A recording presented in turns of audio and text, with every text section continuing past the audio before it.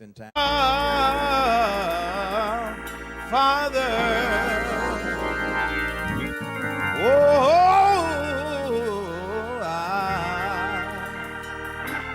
it's preaching time. Lord, I stretch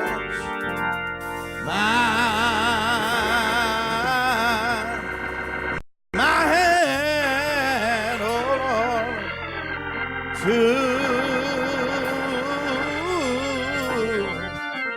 Lord, to thee. What other help do you know?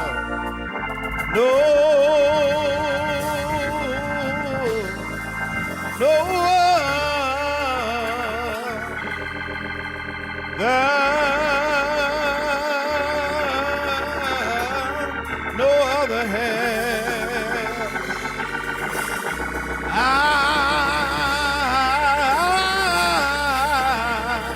I know.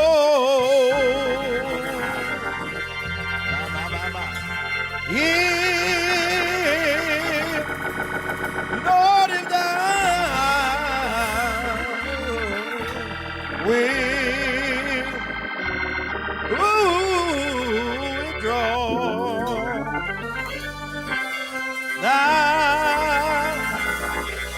thyself, oh Lord,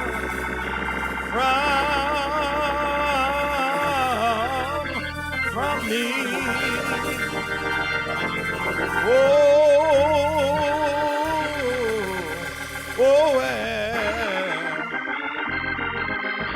There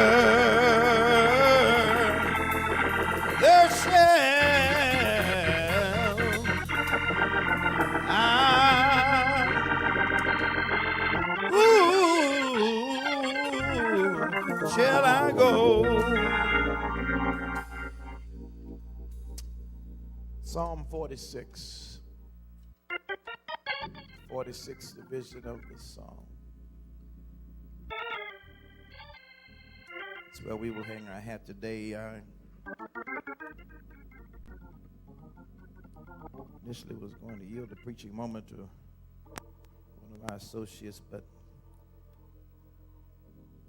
homegoing of Sister Herbert and rising tensions in the world, the Spirit speaketh for me to stand as a prophet and pastor to declare this word from Psalm 46 that will help us to deal with both internal and external trouble.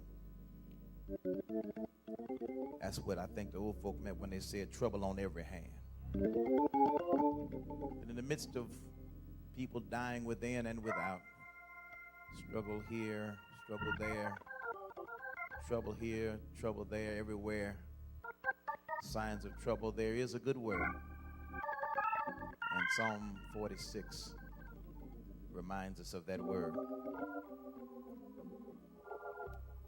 I want you to just listen to it today, even as I read it as a comfort, and let it permeate like a soft rain in your spirit. It reads, God is our refuge and strength, a very present help in trouble. Therefore will not we fear, though the earth be removed, and though the mountains be carried into the midst of the sea, though the waters thereof roar and be troubled, though the mountains shake with the swelling thereof. Selah. There is a river, the streams whereof shall make glad the city of God, the holy place of the tabernacles of the Most High. God is in the midst of her, she shall not be moved. God shall help her, and that right early.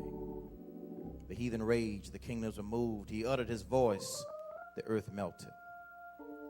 The Lord of hosts is with us. The God of Jacob is our refuge.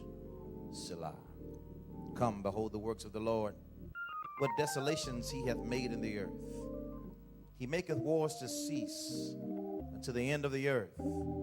He breaketh the bow and cutteth the spear in sunder. He burneth the chariot in the fire. Be still and know that I am God. I will be exalted among the heathen. I will be exalted in the earth. And then he repeats verse 7 by saying again, the Lord of hosts is with us, and the God of Jacob is our refuge. Selah.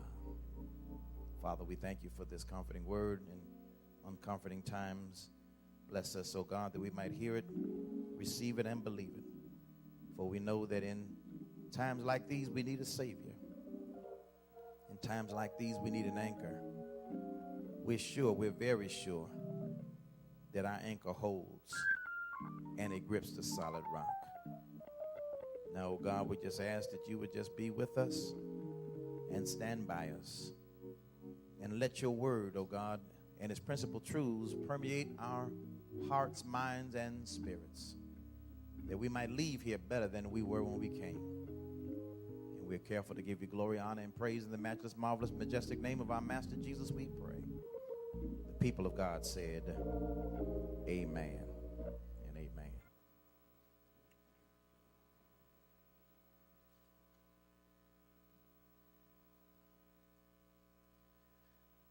God is our refuge and strength, a very present help in trouble. Be still and know that I am God. I will be exalted among the heathen. I will be exalted in the earth. The Lord of hosts is with us. The God of Jacob is our refuge. Selah.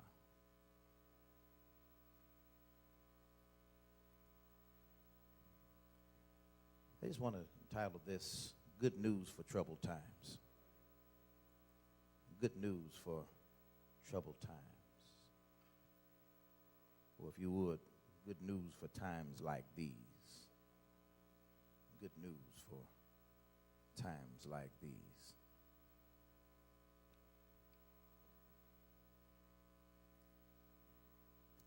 Psalm 46 is one of those psalms that you should be able to keep in your repertoire if you have a repertoire of favorite psalms. And you don't have this one in there, you need to add this one on. Oh, I know many of you have favorite psalms like Psalm 23, the Lord is my shepherd. I shall not want. He maketh me to lie down in green pastures. He leads me beside still waters. He restoreth my soul, leads me in the path of righteousness for his name's sake. Yea, though I walk through the valley of the shadow of death, I will fear no evil, for thou art with me. Thy rod, thy staff, they comfort me. Thou preparest a table before me. Y'all ain't happy. In the presence of my enemies. Thou anointest my head with oil. My cup runs over. Surely goodness and mercy shall follow me all the days of my life. And I shall dwell in the house of the Lord forever. How many like that song? Yes. Well, Psalms 46 is Psalm 23 times 2. Some of y'all will get that later, I guess. But I said Psalm 46 is Psalm 23 times 2. Some of y'all didn't pass math class anyway. But it's Psalm 23 to the second power. Because he goes beyond just saying that the Lord is my shepherd by saying God is my refuge. Come on, help me here. He amplifies and magnifies. In case you missed it the first time, he doubles back around the block and comes back and catches you the second time in case you missed it. See, because after 23, he's still trying to remind you of stuff. By the time you get to 27, he's still telling you the Lord is my light and my salvation. Why you're still scared? He told you don't be afraid. So whom shall I fear? The Lord is the strength of my life. Of whom shall I be afraid? When the wicked, even my enemies and my foes, came against me to eat my flesh, they stumble and fail. War should rise against me, and my heart should not fear. They still was running scared after 23, so he had to double back. And unfortunately, he has to keep on reminding us. Keeps on reminding us about who the Lord is in our life. He talks in his Yahwistic term. The Lord is my shepherd. The Lord is my light. But then he just had to break it down. in Psalm 46. And in this psalm, he says, God is. He uses two words to help to summarize the answer to any of your problems. How many of y'all got some problems, first of all? The rest of you, I just need to look over. I ain't gonna say nothing to you the rest of the day. All right, if you ain't got no problems, then we'll consult with you. Maybe you can do a workshop for us this week, on how you happen to manage that. But the rest of us, we got some problems. We got some issues. We got some trouble. In case you don't think you have none, you need to turn your news on and turn off all the hip-hop wives of Hollywood and all that stuff. And you need to turn and look and see what's going on in the world. And just because you get people who leave the White House don't mean they out of our problems source. Just because you ain't got crazy in the house don't mean you still ain't got crazy to deal with. Amen. They put up a picture of all the different people who less than 250 days ago were standing as advisors around President 45. Amen. And it ain't even been 3 months yet. And the only one left is the vice president, and he ain't going nowhere because they elected him. Amen. And that'll be good news to say, no matter how much trouble comes, trouble don't last. You see, the reason is because you got to remember that ahead of any problem, any trouble, you got an answer that trumps any question. And the answer is, God is. Do I have a witness here? There was a little boy who had a problem at school. He took an exam, and after every question, Minister Brown, he wrote down God. Asked him 2 times 2, God. Answered every question, every answer, all the way down. He just wrote the end of it, God, God, God, God, God, God. Turned it all in. Well, the teacher flunked him, just like they would done you, and sent him home. Little boy went home, and his mother and father both called him in and had decided on the punishment that they were going to give him. But before they did so, they shouted out to him, "Why did you embarrass us this way?" So Claiborne, the little boy, just looked at him and said, "I don't know why y'all tripping, because I just did what y'all told me." Mother said, "How dare you blame us for this act of ignorance that you did in school today? And you flunked out and they sent you home, and you going to blame us for this? How you going to blame us for this, and you going to write down God after it?" He said, "Well, listen, I heard y'all talking to the pastor the other day, and you and Daddy both was talking to the pastor, and he even said it at church, and he said God is the answer to all your problems. So after every problem, I just wrote God. And I wish there was somebody in here that would tell all your problems, I got an answer for you, and God is."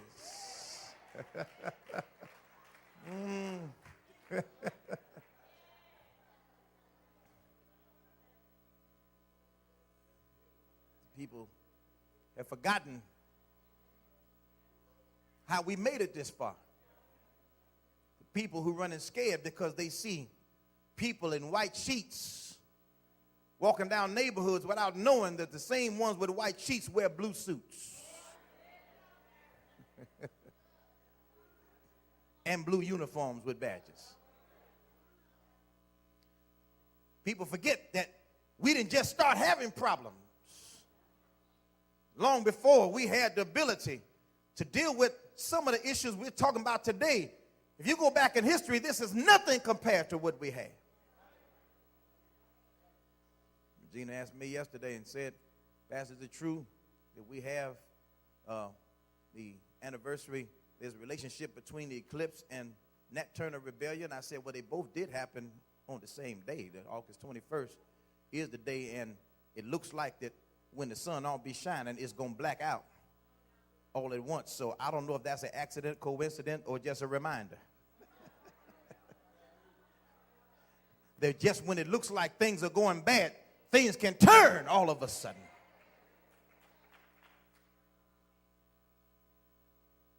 I don't know if you live long enough in life to understand that just because it's sun shining right now, don't mean your life can't be eclipsed at any moment.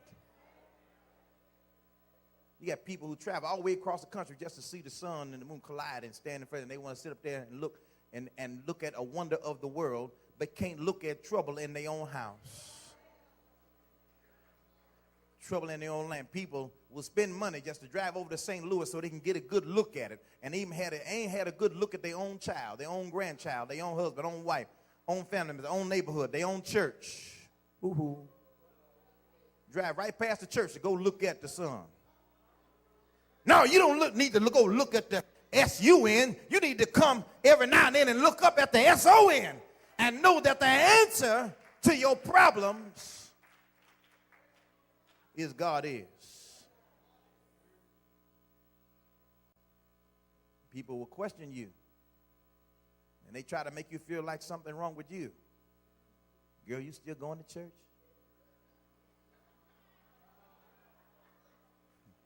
Don't act like they don't be asking her. Man, you still go down there? What y'all doing there for all the time? I don't see it. I don't see how y'all can sit there and just listen to all that noise and that hollering and that singing. Lord knows that preacher y'all got, he just, man, he get to talking and running and jumping.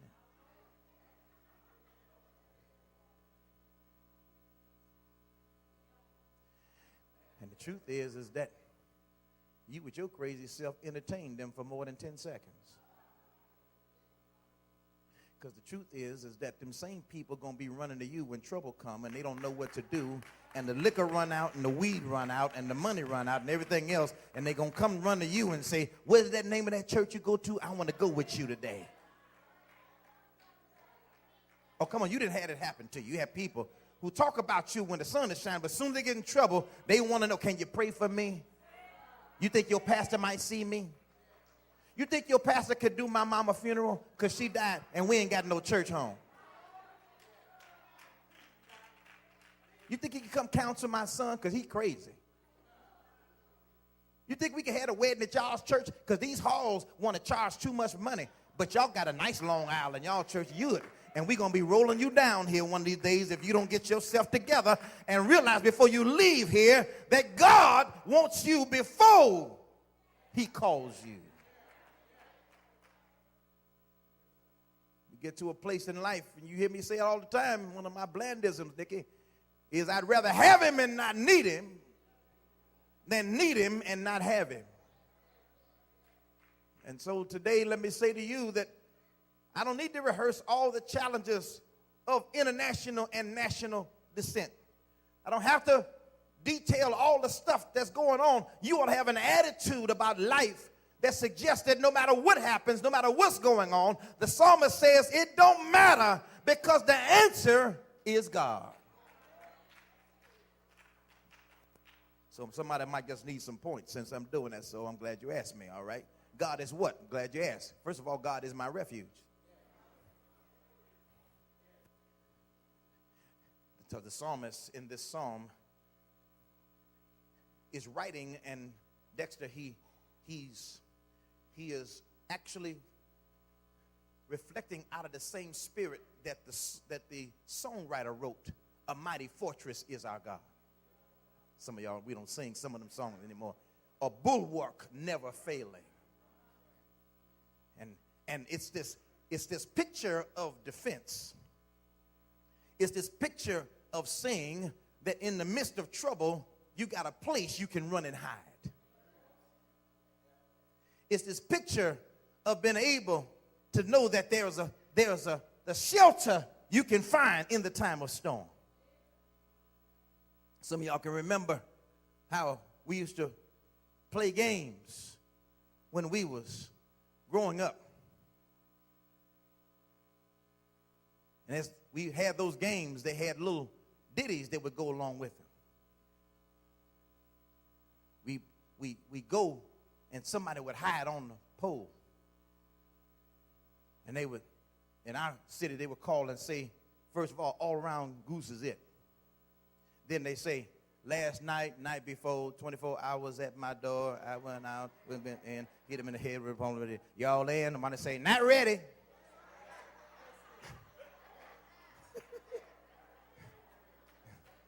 Two, 4, 6, 8, 2, all in, not ready. Any, meeny, miny, mo, catch a tiger by the toe. If he cries, just let him go. Any, miny, miny, mo. Y'all in? Not ready.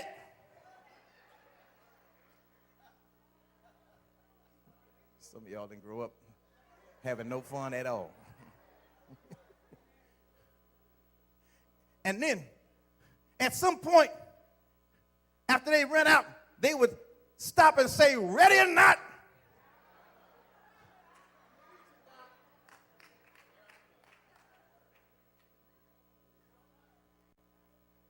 And they coming, while they're coming, you're looking for a place you can hide.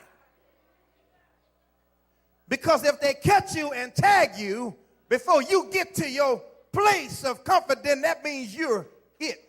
I dare you to tag your neighbor and say, you it. And that's what trouble does. Trouble catches you when you ain't looking and say, you it. Trouble catches you when you ain't ready and say, you it. Cancer calls you when you go just get a basic report and say, you it. Financial disaster catches you just when you thought you had money in the bank and said, you it. Your children will trip on you and act like the fact that they raised them right. And now they act like they don't know nothing, no decency, no rules, no morals, and hit you like you are an unfit parent. And you say you it. School systems will drop out on you, and they will give you a degree, and then you can't find a job. You're it.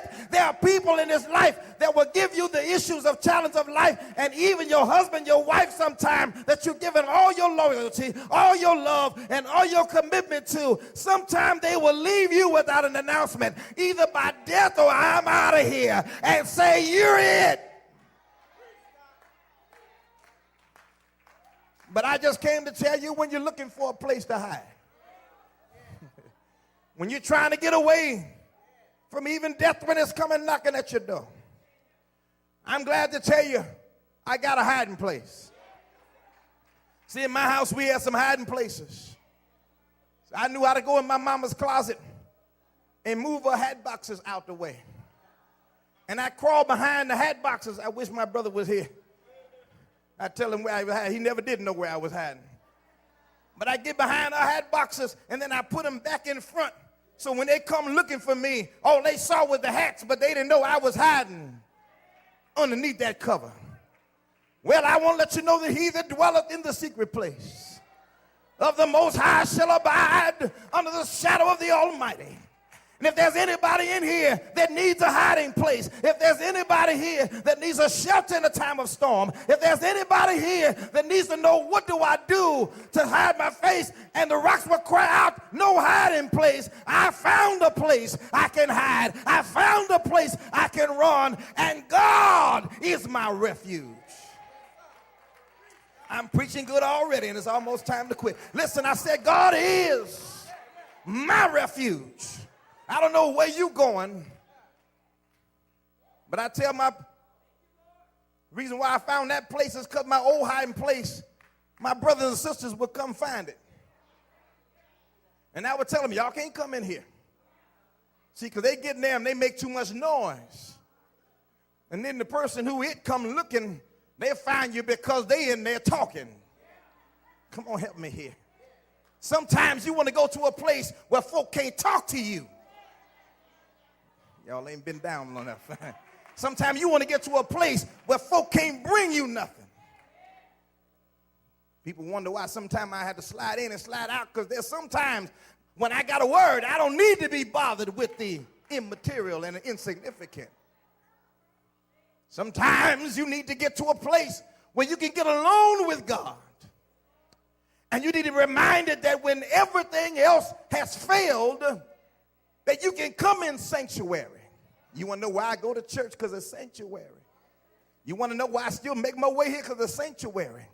You want to know why I still come among others? Because I can't get it with the television. I can't get it just me reading alone. I got to get with some other saints that's looking for refuge. And unlike I was when I was younger, God's got room enough for all of us to hide. And when you come in the sanctuary, you need to know that there's a hiding place. I know that some of them same people didn't go to church as soon as they announced the immigration ban. All of those people who were scared to deport started running for churches. Y'all missed what I just said. When they announced that they started running for clergy pastors, I got calls from people who were friends. They never called me before except for ecumenical meetings. Now they call and say, can you come meet with us? Because our people are in trouble. And I went to the meetings and I said to them, yes, I will come meet with you. I've always been available to meet with you. But I also want to let you know that just like I'm standing with you on this immigration ban, you need to come and stand with me when I'm dealing with the issues of our school children who are not dealing with it. You need to come stand with me when I'm dealing with some of the racist issues of police brutality. I don't want you to come stand with me when I start dealing with the fact they're redlining our communities and dealing with all this high insurance and all this other kind of these payday lenders who are infiltrating. I want you to come stand with me. Yes, I'll stand with you. But there's enough room in the sanctuary for all of us to hide. Personal security is not safe. Martin Luther, inspired by this psalm when he wrote "A Mighty Fortress Is Our God," was looking at the upheavals of that day. The same Martin Luther who put the theses up on the church door, same Martin Luther that gave us the Protestant Reformation, of which we now hang our hats as Christian Baptists. Same Martin Luther that Martin Luther King took his name after, for you know his name was Michael King. And he changed his name to Martin Luther King because of this one who, reading this song, had the encouragement of knowing that no matter what happens in my life, I got a hiding place. Let me just say to some of you all who feel like you're out in the cold, out in the elements, homeless, naked, you don't have to be. You're out there because you want to be. Those of you who are unprotected, uncovered, always making excuses about why you don't have, you ain't out there because you have to be. You there because you want to be. Everybody who on the corner, even asking you same corner for the last 10 years, asking you for nickels and dimes, they done made up enough right now, they could probably have their own place. They ain't out there because they have to be. Sometimes people out there because that's where they want to be. But God says, I don't want you to be in a place of uncover when it comes down to the storms of life, because when it comes down to certain issues, especially when they're talking about the threat of nuclear war, you need to find a bomb shelter. And just like you look for shelter down here, and it always amazes me, just the threat of disaster, people just go crazy. Soon as, amen, them two lunatics start talking crazy to each other, fire and fury on it. It's always amazing to me how fast people can speak to somebody's threats, but they slow when they see people getting killed in the streets. Take 48 hours to speak against white nationalists and racism, but you can, in a quickness, be able to talk about some crazy kook across the waters. We gonna meet you with fire and fury. And all the generals saying, no, we ain't. You got to know that sometimes you got to be careful when you look at the hands you might end up in.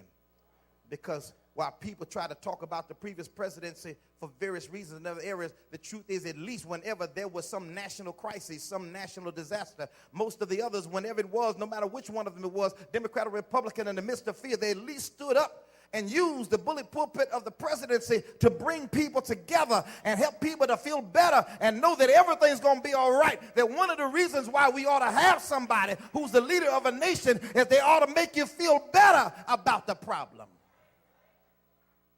Some of the best speeches ever given by a president was given in the face of terrorism by President Obama. In the midst of racial attack by President Obama. Even when they are looking at these monuments that are being pulled down because these people are wanting to come now, rise up and rewrite history and act like it's culture. I don't know how you can deal with Southern culture of General Lee up in New York. New York ain't the South. Why you got monuments in Montana? Come on, help me. and others and talking about the right to have it. No, this was people who refused to give up after they lost and realized there were people who fought for slavery, and the old issue of civil war was over whether you and I could be free. And I don't know how it is we don't get insulted when people want to keep fighting that same war all over again and act like that we should not live to be the free people we are. Because the truth is, Jews would get insulted if you start talking about the Holocaust again. And the reason why they not bringing up that discussion, even in the midst of all of that, because their theme song is Never Again. And I don't know why it is as a people we can't at least band together and understand that the God of our weary years, the God of our silent tears, the same God who brought us thus far along the way, the God who by his might led us into the light, that's the God that will keep us forever. And then we got children who talking about they don't want to celebrate mama's God. They can't come to celebrate our faith. They can't. Listen, the truth is, you don't know how it was you got to the place you can say what you're saying. Before you had a right to be able to stand up and speak and protest and stand up and talk about how your life matters, somebody had to die just so you could open your mouth. Dick Gregory had to make jokes just to help to tell people about their racist activities. He would tell folk, and he would, first one back in the day, we barely could get the figures on the television because, you know, we had those televisions where you had to get the wire pliers to change the channel and then leave it locked on there with the vice grips. Come on, help me here. Then put that coat hanger, when the antenna broke off, you put that coat hanger down in there. If you had some money, you get you a rabbit ear with a little dial on it. You can turn it around like a channel so you can lock in. You can see what Johnny Carson's face looked like. Walter Cronkite or one of them. You know, but then if that didn't work, somebody had to stand there and hold it. And go by the window so you couldn't see. You just had to take your time and you looking there, okay, my time is up. Whose turn is it now? But we thought something was wrong with the television when we saw a black man on the Tonight Show. We were trying to adjust the color dial. Amen. But we never saw anybody as dark as a Dick Gregory. But he could come on and he could talk and share and give commentary. He was talking things like, you know, baseball is the only game where a black man can shake a stick at a white man and not have go to jail. And people laugh, but he was telling the truth. Come on. And he was going through in the midst of riots. He would bring humor that would help bring consciousness. I'll never forget, I went to Africa with him, flew to Africa with him. He and Leon Sullivan and so many other civil rights icons, Jesse Jackson, many others, several years ago. And we was on the plane, and Dick Gregory actually sat across from me. And as we were sitting there, he was sitting there and he was sleeping, his feet was hanging out in the aisle. And this white stewardess came walking by, and she actually stepped on his foot. And the first time she said, "Excuse me," but she came back again with the card and she did it again. So it was obvious that she was trying to send him a signal. And I was looking at him thinking he was about to go off on her. But he looked at her and he said, "Can I tell you a joke?" And she looked at him. She said, "Somebody was looking at me one day and insulted me. And I wanted to go off on him, but I didn't." So the lady looked at him and said, "Well, what was the insult?" He said, "They looked at me and looking down and said, 'Those are some nice alligator shoes you got on.' And the problem is I was barefoot."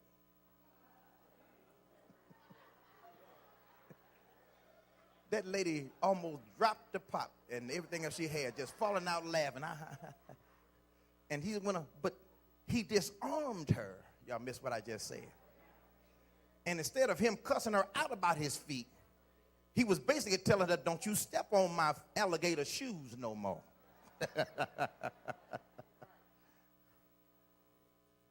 In some kind of way, we had people who had to find out ways that they could speak truth to power in days where it was not popular to do so. But the reason why many of them could stand strong is because they had already been to the church where they prayed for them. Many of them had people they knew were at the church praying. But don't you remember even in the Bible whenever Peter or John or Paul, whenever they were in jail, their power strength was knowing that somebody was over at the church. And they were praying, and even sometime when your church couldn't get to you, Paul and Silas just said, we're going to have our own prayer meeting up in here.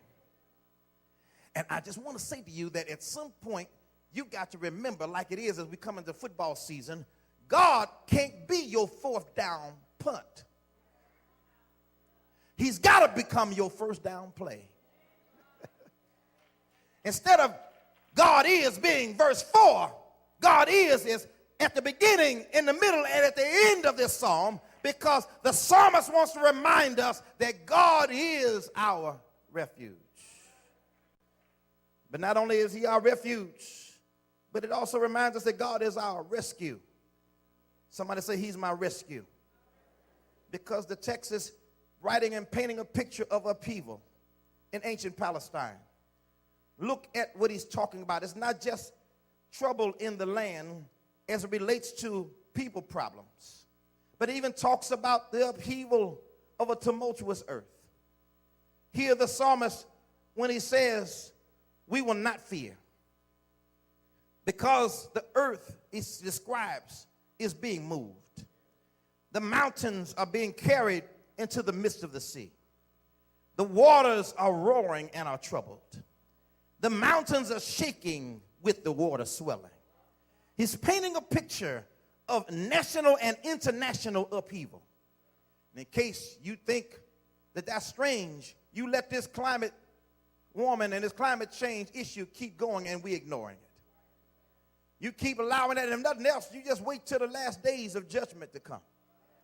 You think you've seen something when you see little earthquakes or you see little thunderstorms or little tremors. No, you ain't seen nothing yet. When God tells Mother Nature to go into an epileptic fit, you've not never seen the kinds of challenges that can happen when God speaks.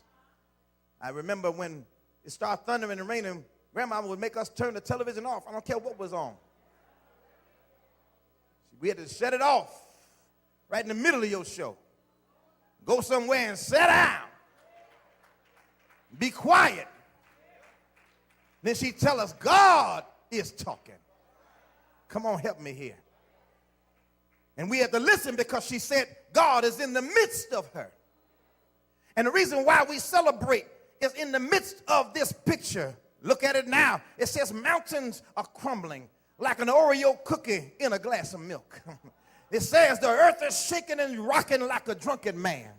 It says that the waters is turmoil like the foam of a frosty beer. And it says that it's going all kinds of upheaval and topsy-turvy. But it says, watch this, God is in the midst of her. God don't get out of your trouble trying to get you away from it. God says, I don't have to run from trouble. I'm in the midst of your trouble, and I'm able to stand on top of your storms and say, peace be still. Master, the tempest is raging. The billows are tossing high. The sky is o'ershadowed with blackness. No shadow or turning there's not, but it says, carest thou not that we perish? How canst thou lie asleep? Some of y'all don't know no old school, James Cleveland. When each moment so madly is threatening. A grave in the angry deep. And then he goes on to say, wake up, Jesus, because the winds and the waves shall obey thy will. That movie out now, Detroit, that you ought to go by and see, shows in the 1967 upheaval, uprising. This is before Martin King died, so it wasn't about the death of a leader. This was a rebellion about police brutality and the overreaching people who ultimately start taking matters in their own land and having a all-white, majority white police force in Chocolate City, Detroit, and actually treating people with the brutality that we commonly see around us. And the incident at the Algiers Motel is only one incident of many that took place across this city. And when people had enough and they began to boil over, one of the dramatics who was waiting for his moment and looking for an opportunity but could not go onto the stage. And he got to the place where he couldn't and got caught up in the Algiers Motel issue and could not make it to the stage, and then ultimately saw the racism that was happening, the brutality that was happening, victimized, and then his friend was killed. And when he had his moment, his chance to go back on the stage, he decided to do what he's doing right now and been doing ever since then. He decided to go to church. And even today, he's a member of a church. And he went there and he found his refuge in the house of God and his rescue in the house of God. And in that movie, you will see him singing the song, Peace Be Still. Because he found out that my refuge ain't singing on stages to entertain other people, making money for them, and then they turn around and abuse me. He said, I'd rather go to the house of God. And I'd rather encourage people to understand and find out that in the midst of me being beat down, because after the concert is over and after the check is cashed, I still got to deal with the abuse of my people. And so he woke up in Cleveland, never did go back. He never did return. Cleveland Larry Reed decided to get a part of the church where every day, every week, he can be reminded that God is in the midst of this problem. God shall help her. And not only that, but he's not an absentee landlord. The Bible says he's a very present help. Aren't you glad that God is present when you feel like being absent? Aren't you glad that God shows up even when you punk out? Can I get a witness here? I said, aren't you glad? Yeah, that God knows, yes, how to take a bad situation and turn it around for your good. I hate the fact, yes, that a young 32-year-old white girl had to die in the midst of a Charlottesville massacre. Can I get a witness here? I hate the fact that yes, this extremist who backed up his car and hit them, and in case you didn't think it was premeditated, he backed up and went in again. Used his vehicle as a weapon now. And because, yes, of the loss of her life, and her mama said, well, since you took my daughter, I'm going to give life to her cause. And now people all over the nation are standing up counter to all of this evil. But they forget just a couple of years ago that 9 people died that happened to be black. Can I get a witness here of the same kind of terroristic activity? And nobody wanted to stand in, and nobody wanted to speak up much. Yeah, they got upset for a couple of months, but they went right on back about their business. But God reminds us that evil knows no color. God reminds us that evil knows no gender. God reminds us that evil knows no class status and knows no northern versus southern. Can I get a witness? And unfortunately, some of us never wake up until it comes knocking at your door. But look at your neighbor and say, neighbor, God is my refuge, and God is my rescue. He can even help you with your mama. He can even help you with your daddy. He can help you with your babies. Can I get a witness? But can I tell you what else he is? God is my source and my resource. Can I get a witness here? They were talking about the people who had their water cut off, and people in power playing games with people's water. And Coleman Young told y'all, you better watch your water. And now we see people who they done took everything and they're coming after the water source. But the reason why I ain't scared is because, yes, you can cut off my faucet and cut off the water, but you can't stop the rain because God is the source of my water. Can I get a witness here?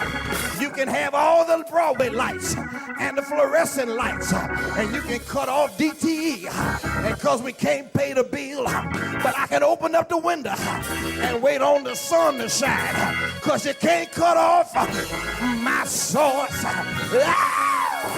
Can I get a witness here? You can cut off, yes, my access to people everywhere. Like John, when he was out on the Isle of Patmos, they hung everybody else. They turned them upside down.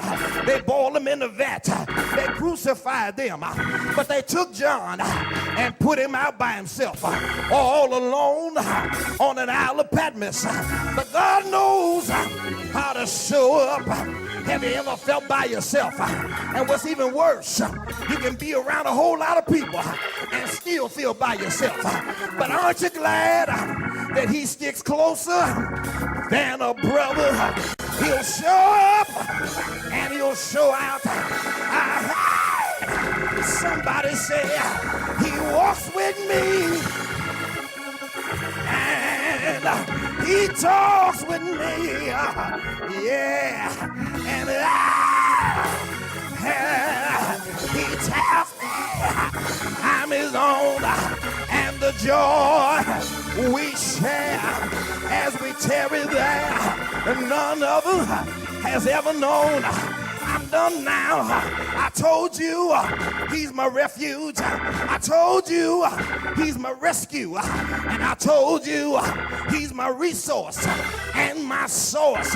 But I got one more thing that I'm happy about, Linda. I got one more that the text reminds us. Can I tell you what it says?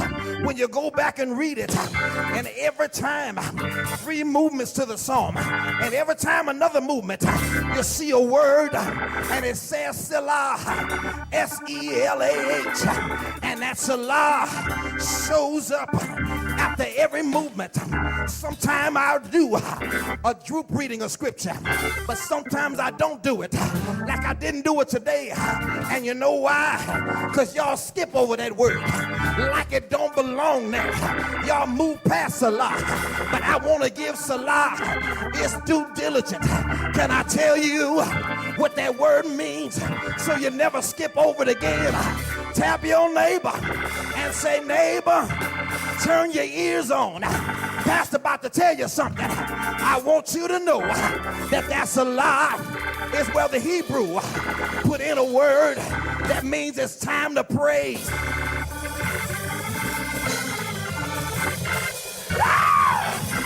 Every time they did Selah, you saw how we was praising a little while ago. Nobody was singing, but the band was playing. That was a Selah moment. That is, every time they said something that was worthy of a praise, they stopped right then. They didn't wait till it was over. In the midst of trouble, in the midst of problems,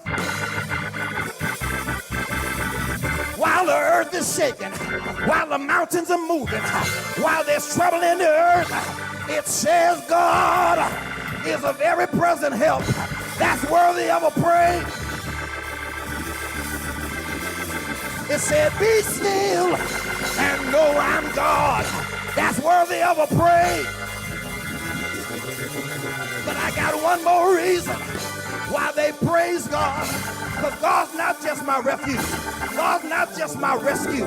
God's not just my resource. But God is my Redeemer. Somebody says he redeemed me. He saved me. He brought me back. The Lord of hosts is with me. It said the God of Jacob is our refuge. The last Selah is because he repeated it twice. It said the Lord of hosts is with us. You ever feel like you're by yourself? Can I tell you why? You're never alone. The Bible says when the Lord shows up, he don't come by himself, but all the armies of the Lord, all the angels, Raphael, Michael, Raphael, they all come, and God don't come empty-handed, but he brings hosts with him. So when you're standing in school, and you're standing on your job, and you're standing in the streets, and you're protesting by yourself, you better tell your enemy, don't you touch me, because I'm not by myself.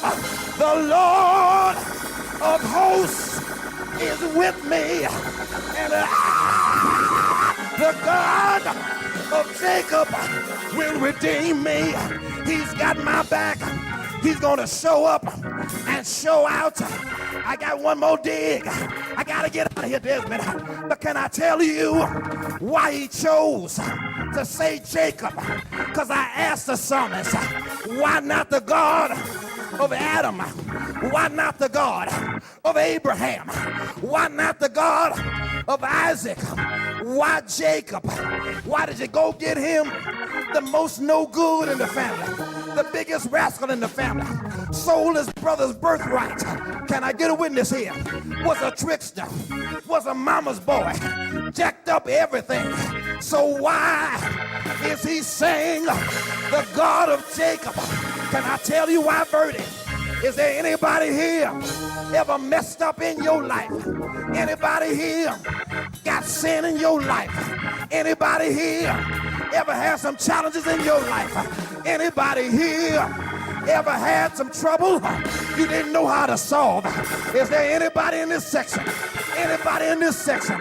If you did, get up on your feet and say, I had trouble. I am trouble.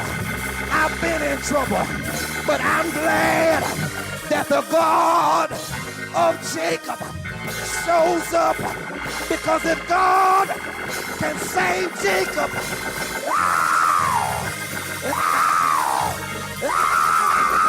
surely he can save Steve. Surely he can save Wanda. Surely he can save Birdie. If God can save them, yeah.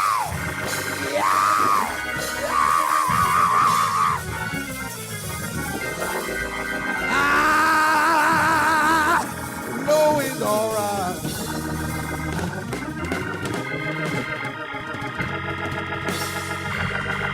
The Lord of hosts is with us.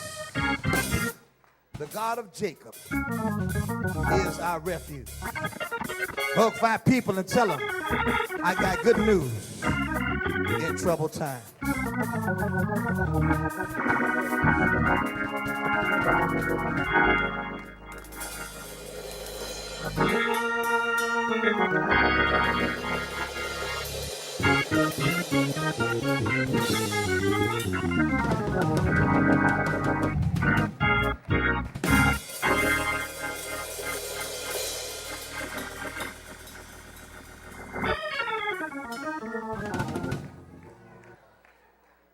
God is. God is. God is. God is. God is. God is. The doors of the church are open.